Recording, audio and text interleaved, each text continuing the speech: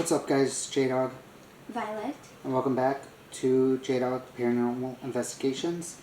I know we haven't posted a video in a while because of her being in school and me working, but we're going to be posting a lot of videos in the month of October since we are getting into spooky season. We're going to be playing games, we might go to haunted locations. It all depends.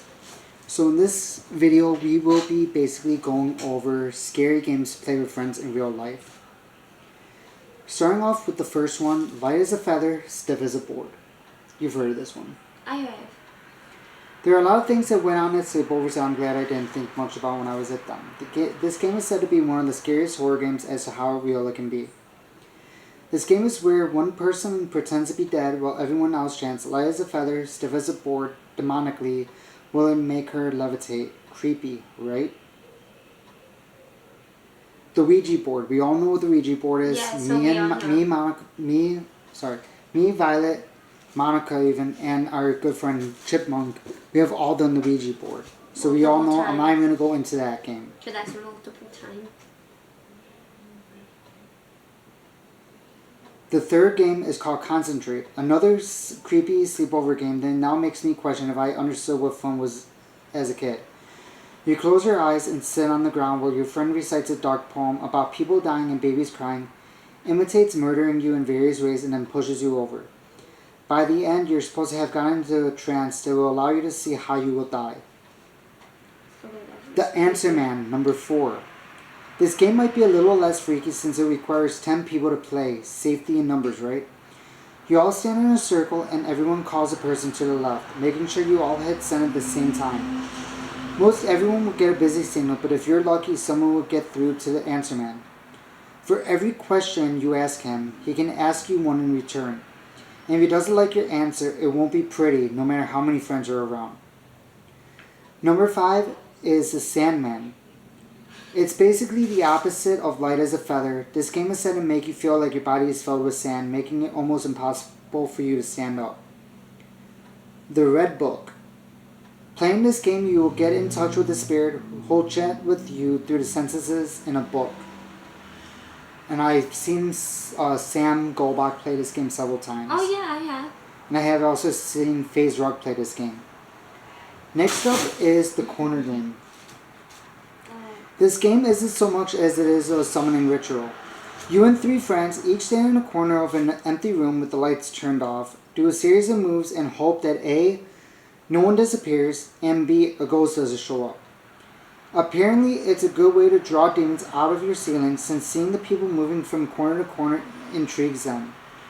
Read that last sentence again. There are demons in your ceilings, and you just moving around the corners of your rooms make them appear. Not at all terrifying, I swear.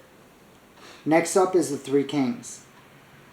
The Three Kings is a scary game to play when you have questions that Google can't answer.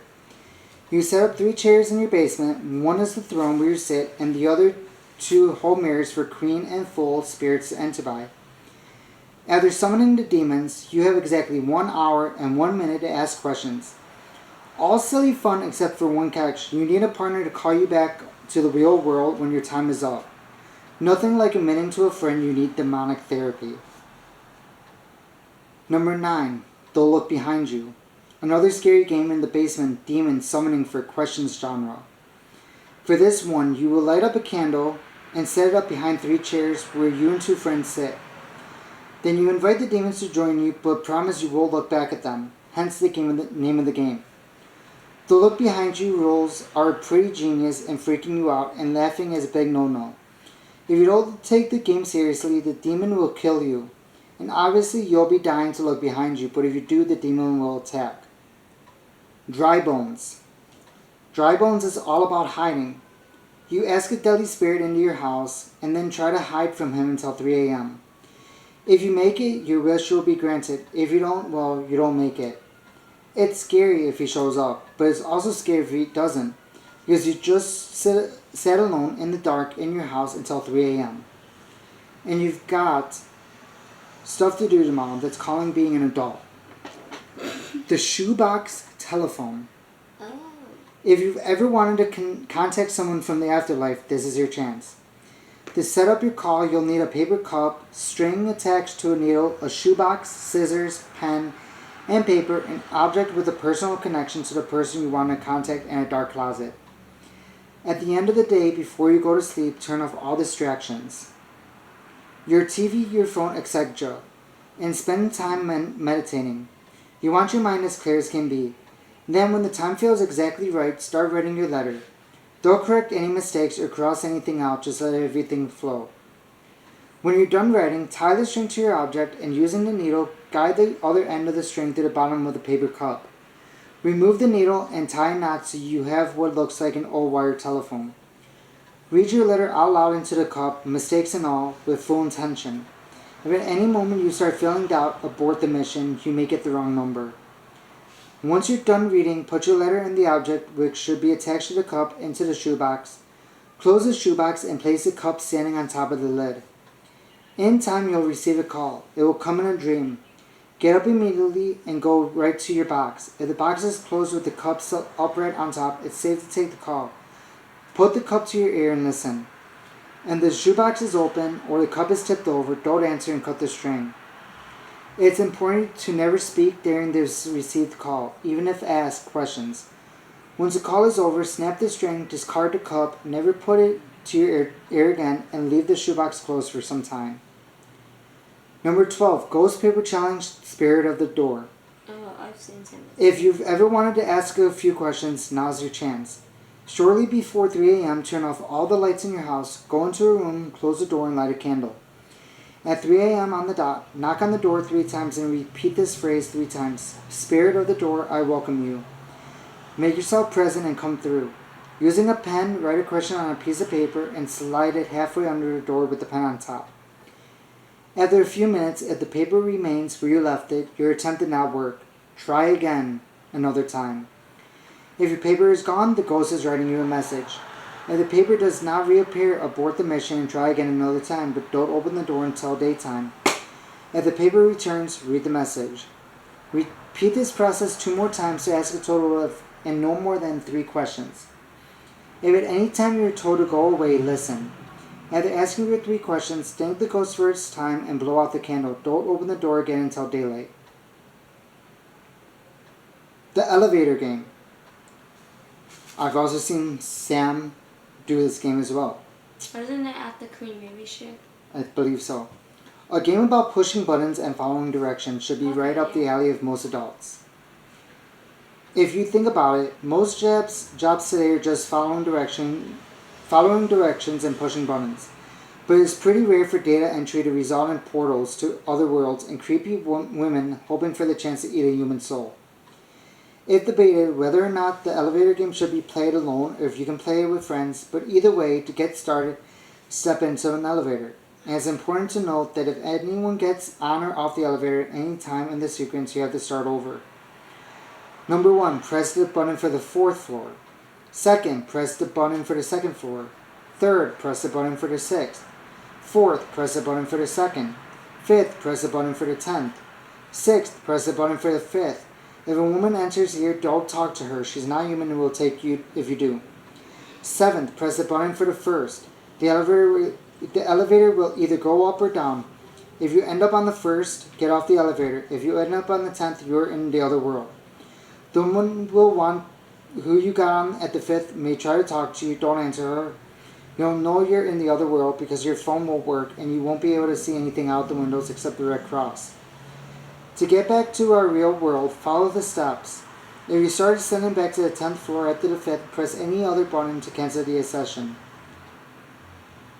Once you reach the 1st floor, very carefully, assess your surrounding to make sure you're no longer in the other world.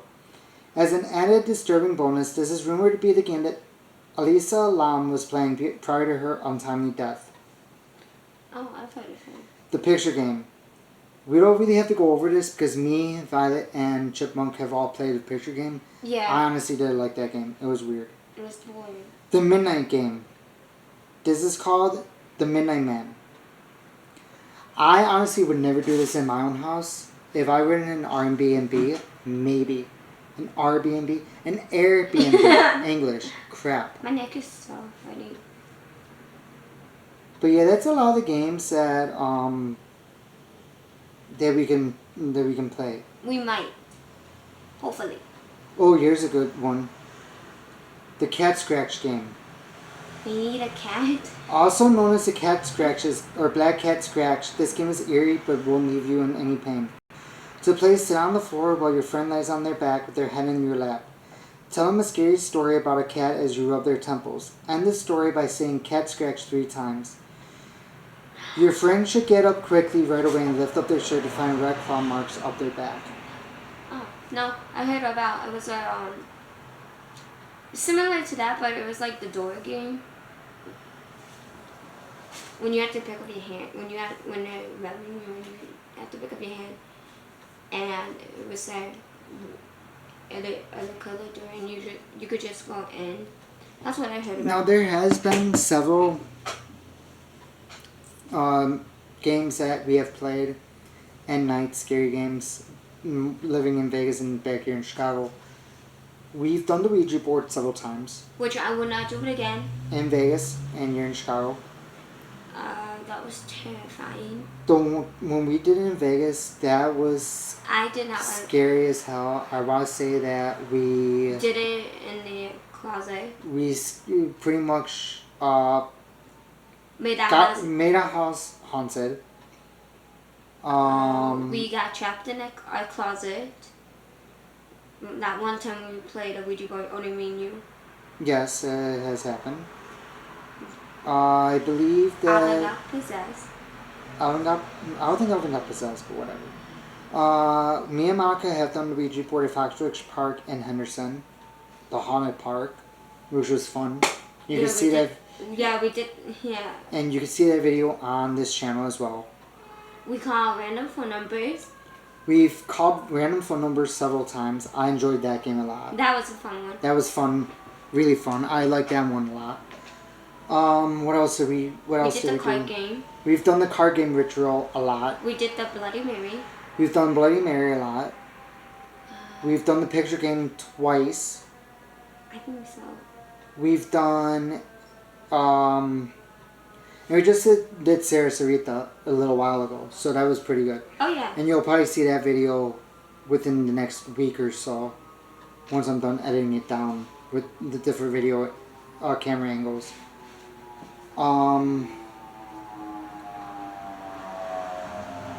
What else? Yeah, basically we just like summoning demons into the house. I don't know why.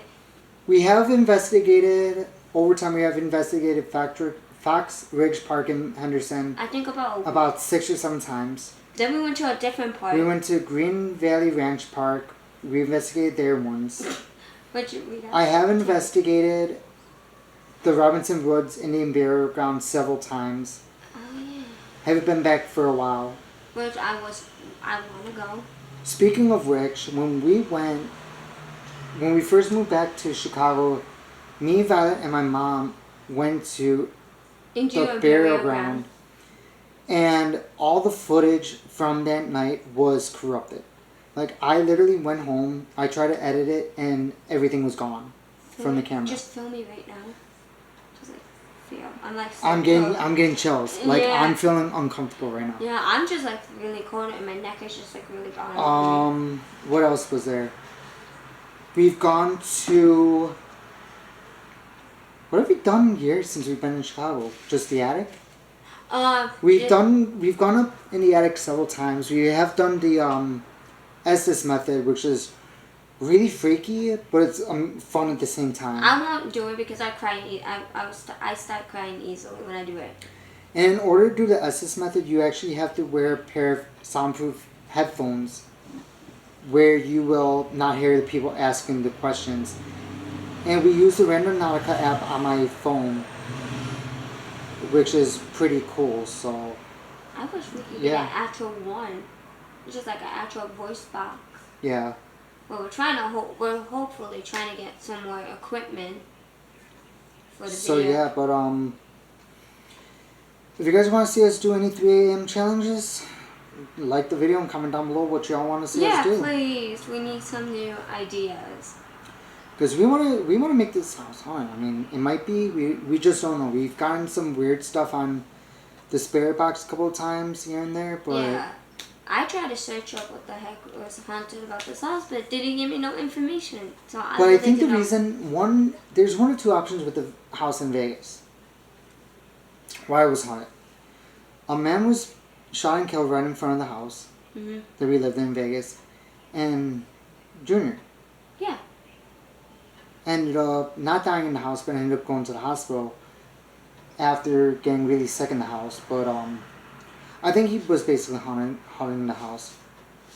Yeah, but we basically summoned up Zozo from the stupid Ouija board, Yeah, which we we couldn't almost get out of the game.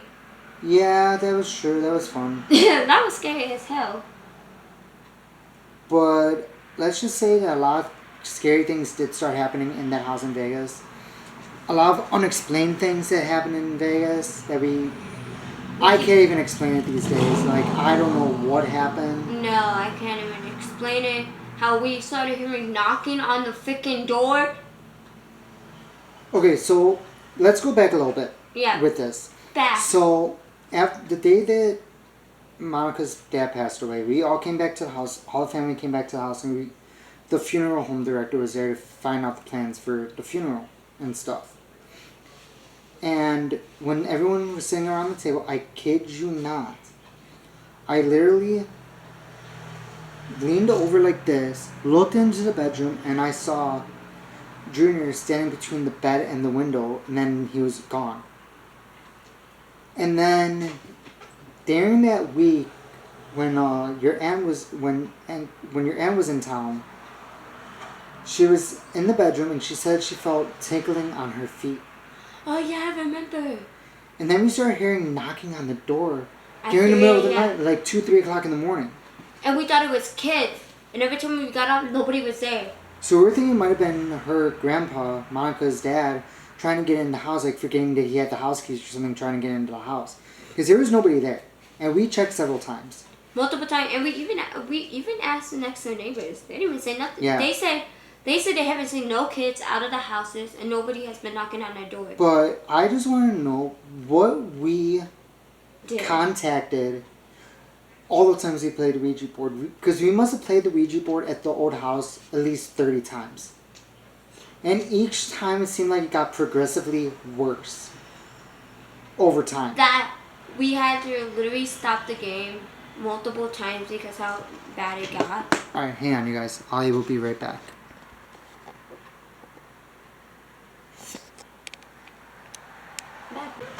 Alright, sorry about that you guys. I just had to stop recording and record again real quick. But I just want to know what we spoke to in Vegas while we were playing the Ouija board all those times. Because I remember one time we were playing a Ouija board and we literally stopped playing because we saw a freaking face behind us. Behind the curtain in the window, and it was clear as day. Clear as day, you could And actually see it. And you could actually see it in a video from about 2 years ago on this channel. Explaining it. But that was the scariest night of our lives. I did not. I literally think we were sitting and recording for about 3-4 hours that night. And I was able to cut down the video for 3 videos in one. I think the scariest thing ever was right after we played the card game. The table literally flipped over and fell onto the floor out of nowhere. And literally it was like the True. scariest thing ever. But another thing that I think that was scary was when, I think it was your first or second time at Fox Rich Park with me and Alvin. No, I think it was my third. I think it was the first or second time. When we went down that walking path from, oh my god, from the yes. park And into the when neighborhood. you heard hello. And we literally recorded. And when we came back, I stopped recording. And I played it back, the footage. And as we were entering, clear as day, I literally heard someone say, "Hi." But you didn't hear that Until you listen. with our own ears until we played back the footage. Which I think was really weird. Also, my favorite part was when And I will actually put that clip in this video as well. So you guys can hear it. Because honestly, that was beyond freaky. I couldn't believe it when we heard it. My favorite part when Alvin said, "It's dark over there, but it's light over there." Yeah, that. I remember the first time when we were trying to figure out haunted places to go to. We went to Good Springs. Mm-hmm. We went to the cemetery. Mm-hmm. Did it turn out too well? No. Then we were going to go to these haunted tunnels Yeah. called the Sandhill Tunnels. That didn't work out too well. You couldn't get in there. And if you did, the tunnels were really small. So you would basically be crawling through them. And I wasn't going to get dirty, wet, and get my camera messed up. And then we ended up, after I dropped Monica and Violet off at the house, me and Chipmunk went to Fox Ridge Park and started recording there. And we basically went there, I want to say, at least 7 or 8 times. And that's how the channel started, I think. That's how the channel started, was with that one video at Fox Ridge Park, and we kept going. Oh, I remember one time from Foster's Park, I think I was there with you. And we were walking past the bathroom, and we kept hearing singing coming from the bathroom. And so I'm like, okay, me and Alvin are going to go check. So we went to go check. Nobody's in the bathroom. And literally, it's not as scary as him constantly hearing water running. That's what I want to know. We were hearing like singing. We were hearing water running, and it was coming from the bathrooms. And we all went into the bathrooms. We went into the women's and the men's, and there was nothing there. There was no water running. There was nobody in there. But each time that we walked in there, and I remember I saw a video a few months ago, a few months prior before we started going to Fox Ridge Park, of these YouTubers and went. I forgot who they were, but they're not on YouTube anymore. They went and there was basically, in the women's bathroom, there was a nun and another girl in there. And they started chasing them, and they had to run out of the park. Ever since I saw that video, it freaked me out. And it's like, what happened? Like, every time I went into that bathroom, I was freaked out, thinking that there was going to be someone in the bathroom that was going to. I was always like that, and every time when I almost got to the end of the thing, I'm like, no, I'm running out. I ran out. I think there was one time. Well, remember that one time when we were at the park, and we had the spirit box on. We had we had the Nautica app on. Yes. And we heard police and fire trucks going down the street. Yeah. And the Nautica app said accident. Or something along those lines. Oh, yeah. I remember one time we were at the park and there was people sitting there. So we asked them about, have you ever heard the story about how the kid died? And they were telling us about it. And we said we got different things. Like, we asked different people and they said they said different things about the story. So we really don't actually know what happened. Yeah, we don't really know the full backstory about that. But I really want to know what actually happened to him. But let's just say when we went there, it was scary. I mean, I was scared several times. I was scared multiple times. I felt uneasy at that park. Like, when we went to Good Springs, the several times that we went there, even though we never did any recording there, when we went to Good Springs, Chipmunk always said that going into the town, he would start getting, like, a really bad headache. Like, he was feeling uneasy when we were going into Good Springs. Mm-hmm. But once we left, he felt fine. Yeah. It was like whenever we went into the town, he would start feeling nauseous. And I think one time you actually went there without me, and you guys went to this radio station, and the radio station was on, and literally... Oh, that was... Nobody was inside of it. I remember you guys telling me this story. It was freaky. A lot of abandoned places out there, because it's like a ghost town technically, but people still live there, but it was scary, like, really scary. Yeah. It was like an old mining town. Yeah. It was, like, really scary. And I want to say it's about 10 to 15 miles off of I-15 by Jean, Nevada, going into Good Springs. It was about 10, 15 miles. Yeah, because you had to pass the freaking big gas station. And then the very first thing that you pass going into town is the cemetery. Which we've been there before.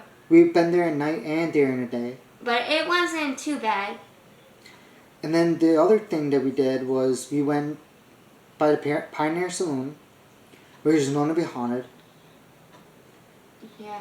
And we just drove around the town. There's a lot of like haunted, like abandoned houses there. And we even went to the playground by the school Yes. and the library Yeah. where Lance Stewart and Cody went to Yeah, but with that. the crew back in the day. Yeah, but that was during the day, so I kind of felt safe during the day. Middle of the night, no, I wouldn't go that Now, way. Green Valley Park. Oh my god, when Alvin got scared because he saw a person sitting down on a bench. That was kind of freaky because of they had an opening that led straight to the train tracks. Yeah. Like I'd never seen a train in Vegas ever, except for a freight train once, but that was it. But Once that in was Blue that Moon. was that was freaky. But seeing the train tracks right by a park is kind of freaky as hell because you just don't know when a train's gonna come and you're gonna boom. Exactly. But I remember Alvin getting scared because there was a person sitting on a bench and he thought it was a ghost. So he went up there and it was an actual person. It was an actual person, which is kind of weird, but whatever. What else did we do? I think that was about it in Vegas. Besides making the house haunted as hell. Okay, now we're gonna talk about over here. Over here, we haven't really done a whole lot. To be honest, like I said, with her being in school, me, Chipmunk, and Monica all working, it's kind of hard to actually get out and do stuff because our days off are not the same. So, like right now, I'm off Wednesdays and Thursdays. Monica's off Fridays, Saturdays, and Chipmunk's off Tuesdays and Wednesdays. So it's kind of hard to really go on and do investigations and stuff. Yeah, but I got out early today I got out early at 2:20. But if we do anything, I definitely want to hit up Robinson Woods and even Bear around. Hopefully we can I definitely want to hit up, actually do more things in a car. I definitely want to go to that one cemetery in Midlothian. Baxter's Grove. Oh yeah, that's That's what supposed to be the talking most haunted cemeteries in Chicago. We're thinking about going to haunted hotels. Hopefully, trying to. Yeah, possibly if we can find any here in Chicago. But yeah. But as always, like I said, if you guys are not yet subscribed, please consider hitting subscribe. It is free, of course. Drop a like on this video. Comment down below what you would like us to see. It is going to be October soon. We are going to start playing spooky games. So please give us We some will games. start going to haunted places again because I Hopefully. miss that. And yeah, Please find us a place to go, somewhere that is really haunted. yes, please. Somewhere that is not, somewhere that is haunted and somewhere that's far away from here. Yes. Please, we're just looking for that. But please help us get to 100 subscribers by the end of the year. Or maybe 200. Maybe 100 by the end of October because it is Halloween season and it's spooky season. We might pause when we're going trick-or-treating, so we keep you updated on that too. Yeah, we might actually do a vlog on Halloween. We don't know yet. So, we'll see. Alright, love you all. Bye! Peace out.